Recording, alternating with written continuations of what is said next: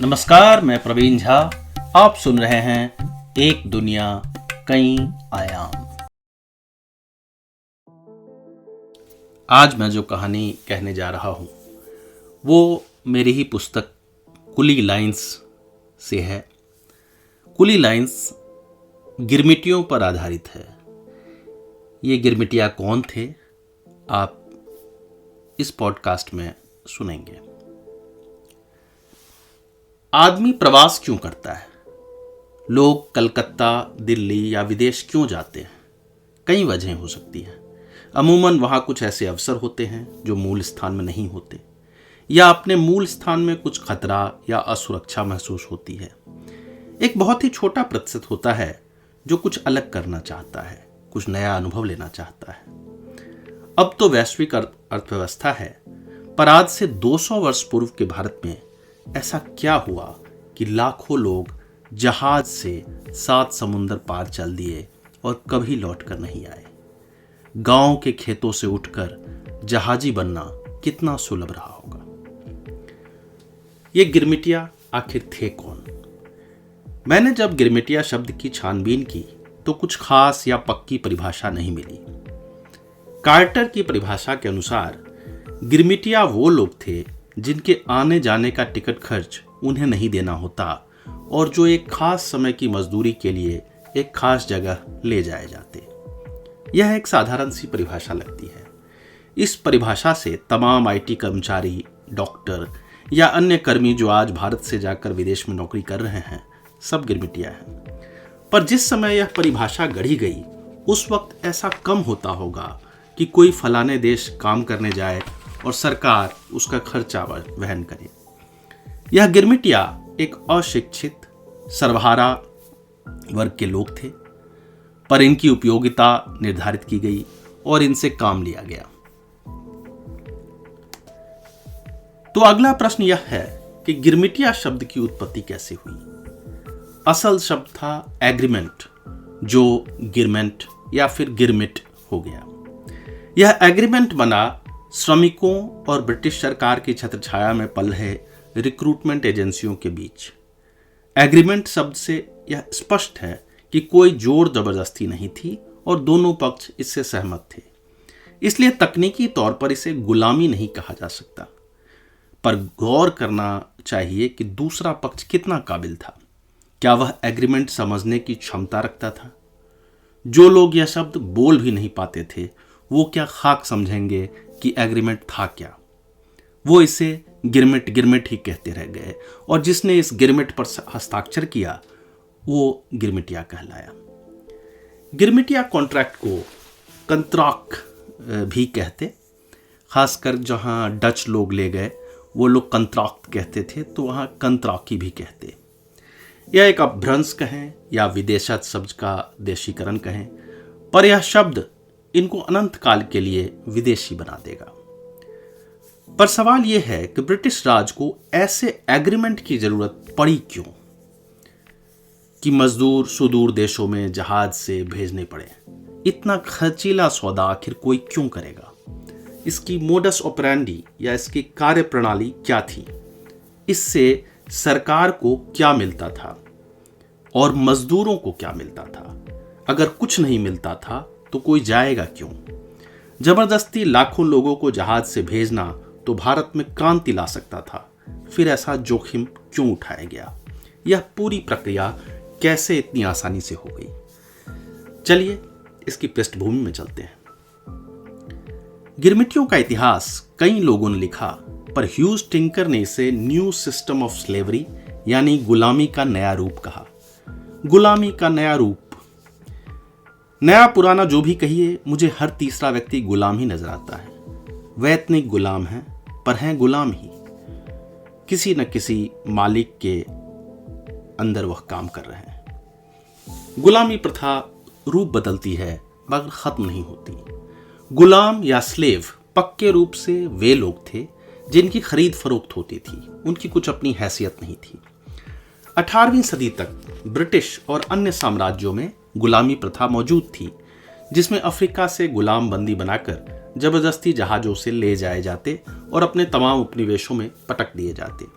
उनके अधिकार नहीं होते थे और उनसे मालिक मनचाहा काम कराते थे।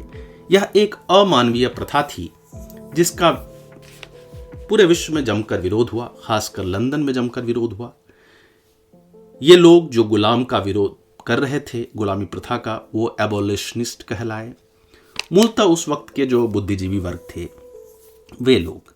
इनकी कोशिशें आखिर कामयाब रही। 1807 ईस्वी में ब्रिटिश साम्राज्य में गुलामों के व्यापार पर पाबंदी लग गई, यानी गुलामों की बिक्री बंद हो गई। जिस जहाज पर भी गुलाम पाए जाते उस पर 100 पाउंड का जुर्माना लगाया जाता। पर कोई भी साम्राज्य गुलामी क्यों बंद करेगा? क्या बस मानवता के लिए? और ब्रिटिश साम्राज्य के ऊपर ही ऐसी जिम्मेदारी क्यों आ गई? इस प्रश्न के उत्तर में मेरे कुछ तथ्य हैं और कुछ अपने अनुमान हैं। पूंजीवाद का उदय जब यूरोप में हुआ तो गुलामों की खरीद फरोख्त बढ़ गई थी। गुलाम अक्सर ब्रिटिश शासित प्रदेशों से ही आते और उनका शोषण हर देश के लोग करते। गुलाम एक व्यापार की वस्तु बन गई और यही ब्रिटिश साम्राज्य की गले की हड्डी बन गई। नैतिक रूप से स्वयं को श्रेष्ठ मानने वाले देश के ऊपर गुलामी का पाप चढ़ने लगा। यह मेरी अवधारणा है। इतिहास के तर्क भिन्न भिन्न रहे हैं, पर उनका भी सार यही है। अगर गुलामी बस ब्रिटेन तक सीमित होती तो संभवतः देर से खत्म होती या कभी खत्म नहीं होती। 1 अगस्त 1834 ईस्वी को ब्रिटिश साम्राज्य के सभी गुलाम मुक्त किए गए। सीधी बात है कि गुलाम जब मुक्त हो गए तो पूंजीपतियों का भट्ठा बैठ गया। अंदाजन 8 लाख गुलाम मुक्त हुए। पर गुलामों को आखिर क्या मिला? शशि थरूर ऑक्सफोर्ड यूनियन के अपने भाषण में उस वक्त के ब्रिटिश साम्राज्य से हिसाब मांगते हैं। जॉर्ज ऑरवेल सरीखे कहते रहे कि ब्रिटिश साम्राज्य और उनके पूर्वजों ने अपना दोष छुपा लिया। इन आजाद हुए गुलामों को फूटी कौड़ी नहीं मिली, बल्कि इसके उलट उन ब्रिटिश पूंजीपतियों को लगभग 20 मिलियन पाउंड की राहत राशि बांटी गई। ब्रिटेन के इतिहास में इतनी बड़ी राहत राशि फिर दशकों तक नहीं बांटी गई। मैं याद दिला दूं कि 2009 में जब मंदी आई थी तो बैंकों के दिवालियेपन से राहत देने के लिए ऐसी एक राशि दी गई थी। लेकिन मैं यहाँ 19वीं सदी की बात कर रहा हूं। और तो और गुलामों से लगभग 5 साल जबरन अप्रेंटिस बनाकर कार्य भी कराया गया ताकि पूंजीपतियों का काम चलता रहे। अपने गुलाम मुक्त करने के बाद ब्रिटेन ने बाकी देशों पर भी इस प्रथा की समाप्ति के लिए दबाव डालने शुरू किए। फ्रांस ने यह कदम लगभग 10 साल बाद उठाया और सबसे अंत में नीदरलैंड के डच लोगों ने गुलामों को आजाद किया। इन देशों के उपनिवेश लगभग सभी महादेशों में पसरे थे, तो यह फैसला वैश्विक अर्थव्यवस्था और व्यापार पर प्रभाव डालने वाला था। क्या यह एक्ट जिसने कि गुलामों को मुक्त किया पूंजीवाद को घुटनों पर ला देगा या इसका हल ढूंढा जाएगा? अफ्रीकी गुलामों की मुक्ति के बाद गुलाम कहां से आएंगे? क्या इस गुलामी का हल आखिर हिंदुस्तान में मिलेगा? क्या होगी यह नई गुलामी? नई गुलामी एक स्कॉटिश व्यक्ति विलियम ग्लैडस्टोन के दिमाग की उपज थी। उन्होंने सोचा कि क्यों न कानूनी तौर पर बहाली की जाए, भारत से मजदूर लाए जाएं। भारत इसलिए क्योंकि वहां के लोग सहनशील हैं और बहुत बड़ा देश है, लोगों की कोई कमी नहीं है और सामंतवाद ने मजदूर वर्ग की नकेल कस रखी है। ब्रिटिश शासित प्रदेश है, इसलिए जो भी होगा वो लंदन की राजगद्दी के हिसाब से होगा। भारत और चीन विश्व के 2 ऐसे देश थे जहां सबसे अधिक जनसंख्या थी, आज भी है। लेकिन उस समय ये सबसे अलोकतांत्रिक देशों में भी थे, इसलिए गिरमिटिया मजदूरी के लिए इनसे बेहतर विकल्प नहीं था। भारत में उस वक्त कुछ और भी अंदरूनी कमजोरियां थी, जिसकी वजह से भारत गुलामी का सर्वश्रेष्ठ विकल्प था। यह बिंदु जानना इसलिए भी आवश्यक है क्योंकि इनमें से कुछ कमजोरियां 200 वर्ष बाद भी आज के भारत में मिल सकती है। भारत के किसान मजदूर बंगाल में परमानेंट सेटलमेंट एक्ट के बाद त्रस्त हो गए थे। एक तो जमीन पर टैक्स खड़े कर दिए गए थे, दूसरा जमींदारी प्रथा आने से सामंत मजबूत होते गए थे, और तीसरा भारत से निर्यात पर शिकंजा कस दिया गया था। कई लघु और कुटीर उद्योग कमजोर पड़ गए थे। ऐसे में कई बेरोजगार और शोषित वर्ग के लोग गांव छोड़कर भागने के लिए विवश होने लगे। बंगाल ही नहीं, अगले दशक में दक्षिण भारत में भी रैयतवादी प्रथा लाई गई, जो जमींदारी प्रथा के समकक्ष थी। साहूकारों की ताकत बढ़ती गई और उनको जमीन गिरवी रखने का अधिकार मिल गया। किसानों की जमीन जब्त होती चली गई और वो अपने देश में ही बंधुआ मजदूर बन गए। जब रेल भारत में आई तो धीरे धीरे गांवों तक भी ब्रिटिश सामान पहुंचने लगे और कई हथकरघा उद्योग ठप पड़ने लगे। विदेशी कपड़े सस्ते थे, नए तरह के थे। इन सब चीजों से पारंपरिक धंधे बंद होने शुरू हुए और बेरोजगारी बढ़ती गई। लॉर्ड विलियम बेंटिक ने इसकी निंदा करते हुए लिखा, कपड़ा बुनकरों की हड्डियों से हिंदुस्तान की धरती धुल रही है। अवध और रुहेलखंड रेलवे जब मुरादाबाद के लिए शुरू हुई तो गांव के कहार बेरोजगार हो गए। पहले उनकी रोजी रोटी ही पालकी पर सवारी ले जाना था, लेकिन अब तो ट्रेन आ गई थी। उस वक्त बंधुआ मजदूरी भारत में प्रचलित थी, जिन्हें कामिया कहा जाता। कामिया 3 तरह के होते। एक, जिनके कर्ज के एवज में उन्हें और उनके आने वाली पुश्तों को जमींदार के खेतों में काम करना होता। दूसरे, जिनको पूरी जिंदगी काम करना पड़ता पर उनके बच्चे मुक्त हो जाते। और तीसरे, जिनको तब तक काम करना होता जब तक उनका कर्ज चुकता न हो जाए। कर्ज का ब्याज जुड़ता जाता और मजदूरी कभी खत्म नहीं होती। दक्षिण भारत के अछूतों की और भी बुरी हालत थी। सिर्फ मद्रास प्रेसिडेंसी के ही 20% लोग अछूत थे। यह सब भागना चाहते थे, अन्यथा इन्हें गुलाम बनाकर बेच दिया जाता। कुछ स्थानीय कारक भी थे। छोटा नागपुर के धांगड़ जाति के लोग बंगाल के चाय बागानों में 3 रुपये महीने के वेतन पे काम करते थे, जिसमें उन्हें रहने, खाने पीने, स्वास्थ्य का इंतजाम खुद करना होता था। मॉरिशस में इसकी दुगुनी रकम यानी 5 से 6 रुपये मिलने की बात थी और रहना, खाना पीना, स्वास्थ्य मुफ्त था। बंगाल ही क्या, पंजाब की भी अपनी समस्या थी। काबुल युद्ध की समाप्ति के बाद पंजाब के फौजी बेरोजगार हो गए थे। बेरोजगार पंजाबी गांवों की मुख्य सड़कों पर खड़े मिलते थे। उस वक्त पंजाब के गांवों से मजदूर उठाना सबसे सुलभ था। वो कहीं भी जाने को तैयार थे। एक कारण यह भी था कि भारत की जनसंख्या बहुत तेजी से बढ़ती जा रही थी। मद्रास प्रेसिडेंसी की जनसंख्या 100 वर्षों में 3 गुना हो गई थी। इतनी बड़ी जनसंख्या के लिए भारत में रोजगार के अवसर कम थे। पलायन होने लगा गांव से बड़े शहरों की तरफ। उस वक्त जहां लोग काम करने जाते वह जगह बासा कहलाती और जो उनका मूल गांव घर होता वो बाती कहलाता। 1900 ईस्वी में भारत की जनसंख्या लगभग 30 करोड़ थी और लगभग 3 करोड़ लोग 1834 ईस्वी से 1937 ईस्वी के बीच देश से बाहर पलायित हुए, यानी 10% लोग। मैं यह आंकड़े देखकर चकरा गया।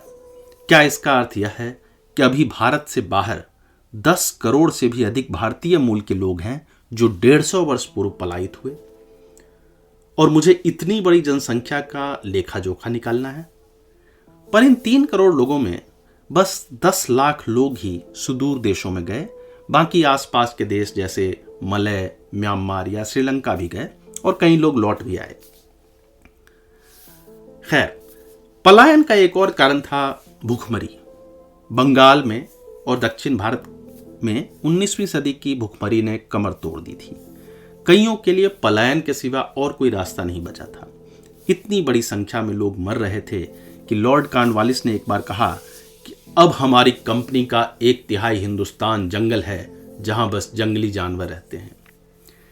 इन कारणों पर जब मैं दोबारा गौर करता हूं तो आज के पलायन के कारण नजर आते हैं। आज भी लघु उद्योगों पर कहर है, कृषकों की दुर्गति है, बेरोजगारी है, जनसंख्या वृद्धि है। आज भी बाती से बासा की ओर यानी गांवों से शहर की ओर पलायन हो रहा है और इसलिए मेरे मन में इस पूरी संरचना को समझने की इच्छा बलवती होती गई। कारण तो मिल गए, अब कई अवसर भी हैं, पर 200 वर्ष पूर्व यह कैसे मुमकिन हुआ? इसके लिए उस वक्त के व्यापारिक केंद्र चलना होगा। यह बंबई नहीं था, यह था कलकत्ता। आजादी के बाद भले ही कलकत्ता वामपंथ से प्रभावित नजर आता है, पर उस वक्त भारतीय पूंजीवाद की धुरी हुआ करता था। कलकत्ता के लिए पलायन कई वर्षों तक चलता रहा और आज भी कुछ हद तक चल रहा है। कलकत्ता में रिक्रूटमेंट एजेंसियां पहले से थी। जब गिरमिटिया मजदूरों की मांग हुई, उनकी लॉटरी लग गई। उन कंपनियों में एक नाम जिससे विलियम ग्लैडस्टोन ने सबसे पहले संपर्क किया, वो थी मेसर्स गिलैंडर्स अर्बुथनॉट। इस कंपनी से ही क्यों संपर्क किया, इसकी वजह मुझे पता नहीं है, पर अर्बुथनॉट स्कॉटलैंड का एक आम उपनाम है और विलियम ग्लैडस्टोन भी स्कॉटलैंड के ही थे। ब्रिटिश गयाने यानी वेस्ट इंडीज के अधिकतर बागान स्कॉटिश लोगों के थे। मुझे यही तार नजर आते हैं कि चिट्ठी इस कंपनी को लिखी गई। गिलैंडर्स अर्बुथनॉट कंपनी ही सरकारी संसाधनों से एक एग्रीमेंट करती और मजदूर भेजती। यह प्रक्रिया इतनी आसानी से और इतने संगठित रूप से संभव हो जाएगी, इसका अंदाजा स्वयं ब्रिटिश सरकार को भी नहीं था। बाद में ऐसी कई कंपनियां खुली, जैसे ग्लैडस्टोन विली कंपनी इत्यादि। भारत प्रतिभाओं की खान किसी न किसी रूप में तब भी था, अब भी है। उस वक्त अधोवस्त्र में मजदूर जाते थे, आज ब्लू कॉलर में कंप्यूटर के एक्सपर्ट जाते हैं। पर विदेशी भारतीयों की प्रतिभा का उपयोग दशकों से करते आए हैं। आप लोग चाहें तो इस पूरी कहानी को कि गिरमिटिया का पूरा तंत्र क्या था, कैसे अलग अलग द्वीपों पर गए, उन द्वीपों पर उनके साथ कैसे बर्ताव हुए और आज उनकी स्थिति कैसी है, यह बातें आप मेरी किताब कुली लाइंस में पढ़ सकते हैं, जो वाणी प्रकाशन से प्रकाशित है। और उसमें आपको इसकी पूरी जानकारी मिल जाएगी। यह किताब अंग्रेजी में भी अनुवादित हुई है, इसके 4 संस्करण भी आ चुके हैं।